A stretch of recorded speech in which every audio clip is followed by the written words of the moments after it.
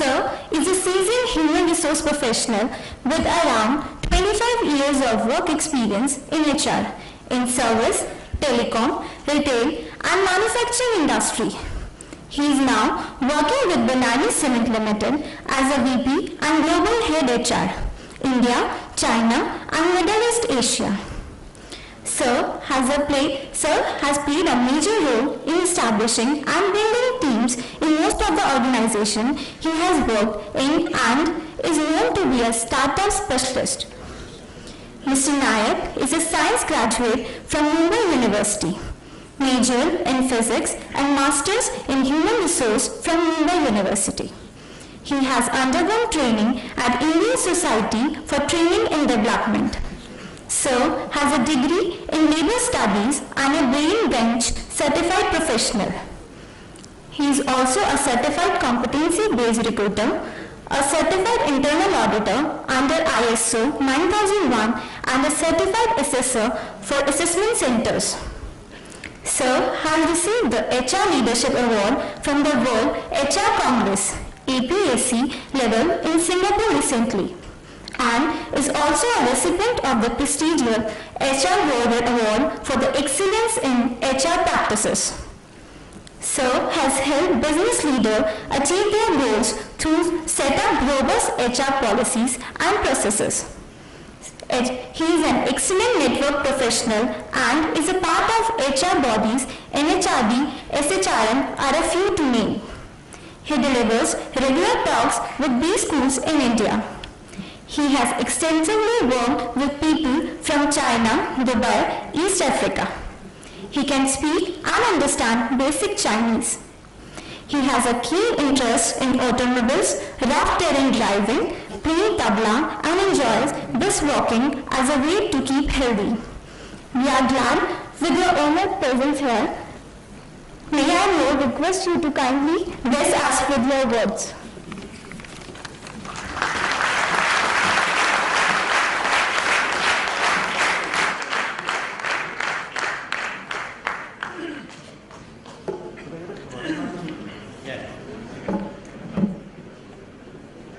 Can you hear me? Yeah, I was saying you read it right. 11 reasons why I will never hire you. Yeah, the never is purposely put in there. I should have written why I will hire you, but I thought let me talk to you about why I will not hire you. Yeah. So wah bola? Somebody said wah. I heard it. So I have a couple of things to talk. This is one of them. But besides that, in case you have anything in mind which you want me to share, I am open to that. But what I am going to present to you is something like 11 reasons. Of course, these are common reasons most of the recruiters in that sense from corporates talk about. Yeah. Nothing to do with my ideas. This is available on the net as well. I also have downloaded from the net. But yeah, these are common reasons. Yeah. So nothing. There's no rocket science in this. Why I will not hire you. So quickly to take you through the slides. Yeah. Your party is over. Yeah. The party is over, right? So you are into a 2-year course now. How many years? 2 years. 2 years. Good. And what is the degree that you are going to get? What is the certificate?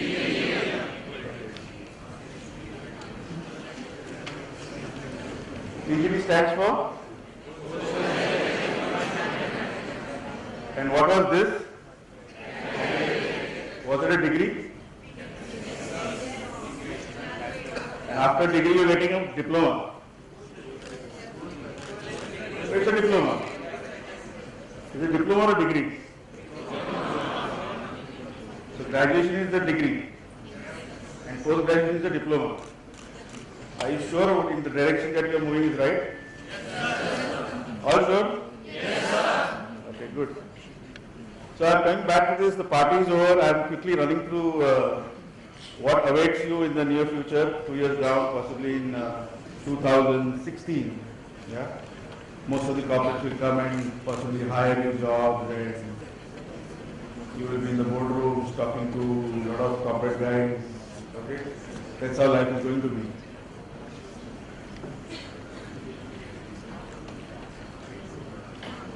Few things that when I say employers, okay, I am talking about basically a recruiter's mindset.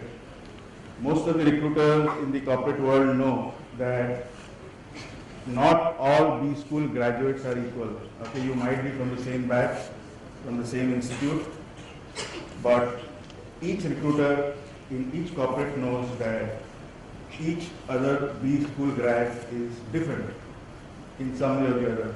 Yeah. So what he or she looks at in a fresh B school grad is something like basic common sense, nothing but common sense. So we're not going to look at your marks, okay, how much did you score in 10 or your 12 or your graduation or even for that matter your PGD. We're going to look at your confidence, the way you answer, give a wrong answer also, okay. Not all answers are supposed to be right. Yeah. The way you confidently give a wrong answer is also very impressive. Yeah. That's what a recruiter looks at. So employers know that all B school grads are not created equal, and sometimes we hire people like you because we need you. A subscribers database has been updated. What's that?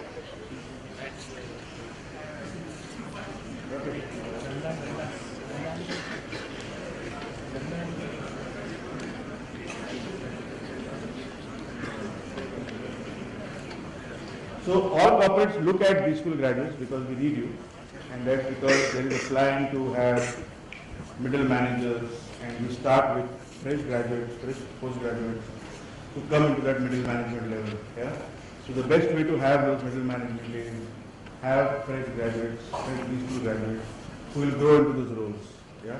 So that's the base to start off. But more often we don't, because so here I have got lot many slides. I will quickly jump through a slide which talks about the 11 reasons, because this is going to take quite some time.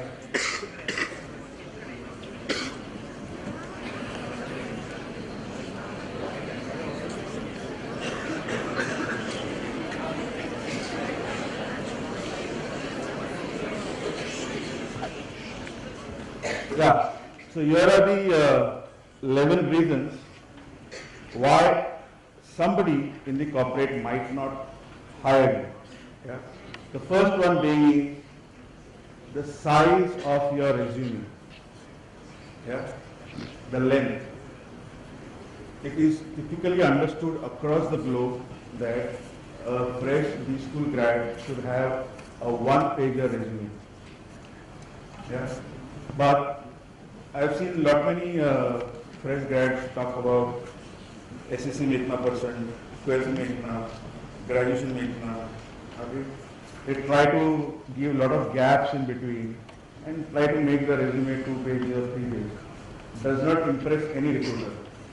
Okay, it would not. So it makes more sense for all of you in 2016 when you pass out to have a one-pager resume, because most of the recruiters who hire from campuses prefer that. Your conversation during interviews also matters, how you answer questions. So I'll come to that again. This point is repeated. Ask good questions during the interview. So next 10 minutes I am going to only spend on these 11 points which will tell you how to prepare for interview or what a corporate recruiter expects from you. Yeah.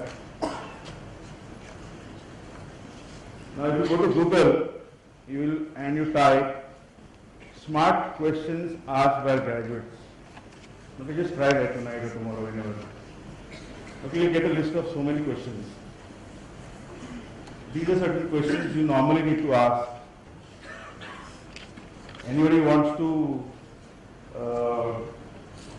now talk about a question which you might like to ask me, assuming you are being hired now? Anybody? a smart question. Suppose you're in an interview and I'm the recruiter and you want to ask a question. The interview is over and I'm going to ask you, any questions do you have? Most of the recruiters ask that once the interview is over. Any questions you have? Anybody wants to ask a question? As a recruiter, as a candidate? Yeah? No question? Okay. Typically, each recruiter will ask you at the end of the interview, do you have any questions for me? At that time, it also depends howsoever bad you perform during the interview. Okay? The interview might not last for 10, 15, 20, 30 minutes. But even if you perform bad in your interview, the type of questions that you ask the interviewer also impresses the recruiter. Yeah? Also impresses the recruiter. So keep this in mind that go prepared with a lot of data about the organization that you're visiting for the interview. So it's balance sheet, it's P&L, who are the management team, what is their background. Go to LinkedIn, if you know who is going to interview and you know the recruiter's name, find out more about the recruiter from LinkedIn itself. Go to Facebook, do a search on that recruiter's name. You might find certain traits, certain personality traits about the recruiter on LinkedIn, on Facebook, which might give you some leads as to how you're going to answer those questions that he's going to ask you. Yeah? So, third point is, ask really good questions in the interview. It matters. It matters a lot. The fourth is, after you're through with your interview, and of course you might go through your campus, through your placement cell, or whoever you might go through. And in case you have the real correct name of the recruiter, his email ID, you can possibly send him a mail thanking him for his time spent with you during the interview. Yeah. And possibly if you have learned something in that interview, in those 10-15 minutes that you have spent with the recruiter, you can mention that learning that you have got in your email. That thank you so much, sir, for your time. And this is what I learned today. After having spent 2 years in Balaji, I did not learn that at all, but in those 10 minutes I learned this. Yeah? There might be something which you might not learn in Balaji for 2 years. But there must be something which the recruiter might tell you in 10 minutes. Yeah? So if you learn something in those 10 minutes of your interview, thank the recruiter with his email in case you have that. Your dressing sense, very, very important. Interview is a formal process. The recruiter expects you to be formally dressed. But if you go to corporates like a Google or a Deloitte or a lot of MNCs which prefer casual dressing, still the recruiter might expect the candidate to be formally dressed. Yeah? So please study everything about the corporate from whichever source you can on the internet, through friend circles or through whoever you know in your professional life about the corporate and its culture before you step into the premise of that corporate for the interview. Yeah? So that's about dress up. Stay focused on your interview.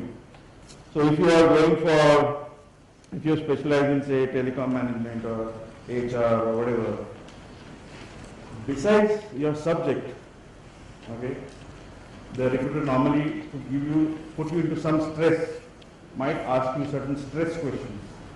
So suppose I am from Binani Cement, and I am from Binani Cement, and I ask you, and you are a candidate, and I ask you, what is the worst thing you heard about Binani Cement?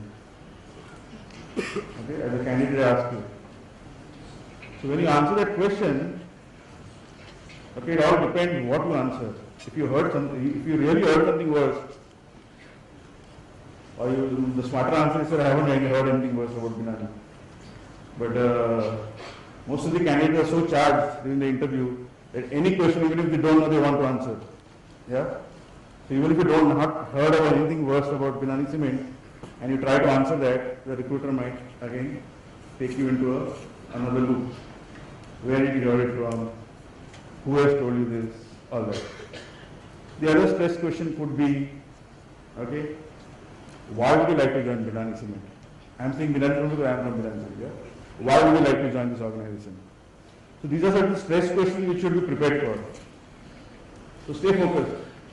Social media is mainstream, but don't overplay it. Today's generation feel that when they are on the internet, they know everything about social media. So a lot of resumes these days I see hobbies, XYZ, strengths, social media. Some big school grads write strengths as social media. I don't know why they write it. Yeah? So social media everyone understands, but for you as a job seeker and after having done your two-year PGD, you are expected to use social media only for your career. Okay? So we need not say that I am great at Facebook. You can't say that on your resume. Yeah? So when it's social media, it's only to do with your profession and nothing else. So when you mention don't overplay, somebody might ask you, okay, if you've written I am good at social media, what does it mean? Okay? So if you're so good at social media, can you tell me something about myself as a recruiter? Tell me something about myself as a recruiter as it is seen on LinkedIn. Did you study my personality before you came in here? Yeah? Certain things this recruiter might ask you. No typo errors on your resume. Please proofread your resume before you go. Because if you are into sales, marketing, and the position is for a sales marketing professional, and the recruiter expects you to be into a client-facing role, where you ideally have supposed to deliver a project report to the client or something about the company, he would expect you to have a typo error-free report. But if your resume itself has typographical errors, he might think about, if the candidate is not serious about his or her resume, I am not very sure how he is going to write about the report. Yeah. LinkedIn matters, you become searchable, findable. Yeah. So ensure you are available on LinkedIn, even today. Even if you don't have an account today, just go on LinkedIn, get registered, and show yourself as a student in Balaji, because recruiters today, Naukri and Monster and Shine.com do not matter much as LinkedIn does for any recruiter. So it's a low-cost way of hiring, and you can actually see the history of the candidate that you go to hire on LinkedIn. Yeah? So LinkedIn matters. Ensure you are available on LinkedIn. Internships set you apart. A lot of times there are placement cells from most of the B schools who send at least 3 or 4, if not more, resumes, and the recruiter possibly shortlists them and tries to meet all of them. Yeah. In such resumes, only those resumes shine and attract the recruiter who or her who has done internship projects. So if your institute asks you to do in first year some project, second year some project, but outside your institute, through your professional network or through your family friend, if you can do some more projects in corporates, that would help you more while being hired. Okay? So it is a given fact that a fresh B school grad typically has minimum 2 projects in his resume. That's what most of the institutes do. But if you have more than 2, there is a good likely chance of you being looked at better than the other resumes. And the last and not least, practice handshaking. A lot of students are very nervous during interviews. Yeah.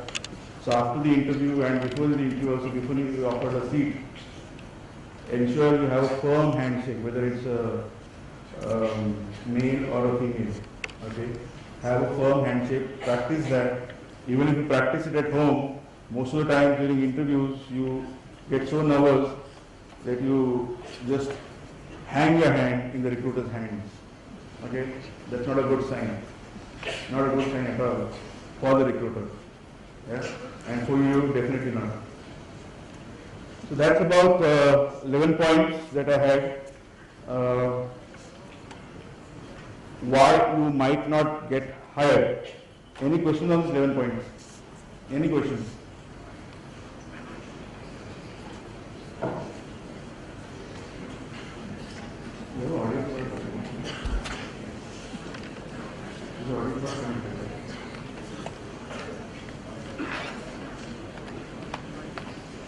Yeah, any questions here?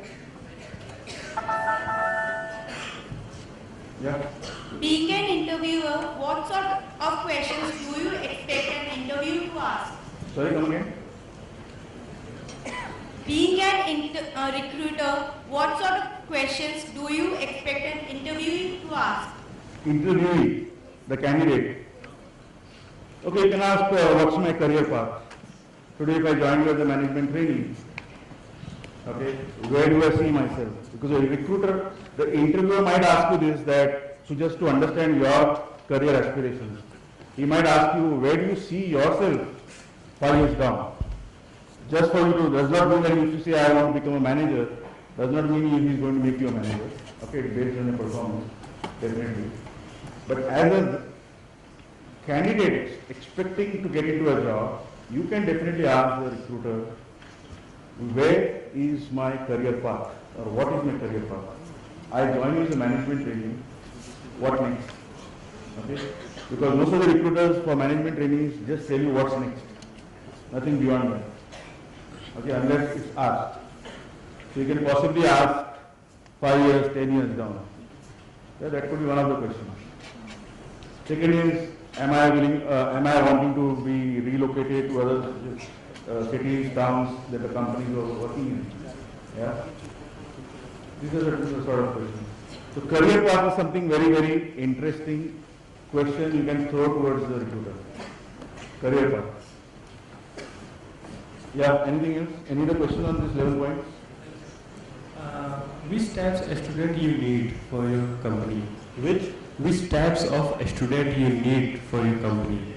Either experience or either some good knowledge of everything. I would say good knowledge of everything. Yeah, but to answer the question in the right way, I would say I am actually looking at, if it's a fresher, I would look at somebody who is smart. I do not look at marks at all. At least I don't look at. It's experience not allowed? No, I do look at. So I'm saying if it's fresher, I don't look at marks. I look at your confidence during interview. But if it is lateral placement, somebody who's got a few years of experience and then doing this course, I don't know how many of you are here with a few years of prior experience. And it depends which industry your experience is from. Yeah. So if I'm in cement and you work in a cement industry, I would definitely pick you up. Okay. But if you work in telecom and I'm in cement, I might not. But if you're in telecom sales, handling say possible, or even FMCG sales, handling channel sales, handling channel partners, which even cement industry handles. Cement industry also has channel partners. They have dealers, distributors, etc. So if you have experience in sales, handling dealers, distributors, I might look at it. Yeah? Although you are from telecom and I am from cement. Yeah. Excuse me, sir. Yeah. So what are the questions that should be asked from the interviewer being a candidate? I think I answered that, right? I just gave you one example of a career path. You want another one? Okay, another one would be, you can definitely ask, if I am specialized in, say for example, HR, yeah, I have specialized in HR, I have done your 6 months of training or 12 months of training as a management training, and end of 12 months, I find that after having spent time with the marketing team in your organization, I find marketing is much more interesting than HR. Yeah? Would you give me a chance to work in the marketing team? That could be a question. So I specialize in HR. Of course, the recruiter knows it because he has your resume. But after having spent 6 to 12 months in your organization, I find marketing is quite interesting. I think I did a mistake doing HR. Yeah. So would you allow me to work in the marketing team? could be a question. Yeah? So any more questions on this 11 points? Yeah, Excuse me, sir. yeah. What are the opportunities of growth while working with a vertical of in a sales of cement industry? Well, it's typical, cement is a typical Indian sort of a hierarchy, Indian organization of a hierarchy, yeah? So you join in the management training, then you get into a sales officer, then you get into a senior sales officer, then an executive, then a manager, a DGM, a GM, a vice president, and then you're a business head. That's the hierarchy. Indians love designations. Yeah? Unlike if you go to the West, where there are very few designations, flatter organizations, in India we are very, very particular about our qualification and our designation. I have seen in South India, I'm sorry again, South Indians here, nothing against them, but in South India I have seen they are very particular about on the door, in the nameplate they write a qualification and they write whatever, B.Ed. Okay, Amit Naik, BSc, on the nameplate at their home. People in India are very particular about society, family, friends, their neighbors, what image they project about themselves in this society to their neighbors, to their family, to their relatives. So designation matters, qualification matters. But that's not true overseas. Yeah? So if you look at the West, there possibly are only 6 or 7 designations. You start from a trainee, then you are an officer, then you are a manager, then you are a GM, then you are a director, so then you are a vice president, then a director. 5 designations. Yeah, any other questions?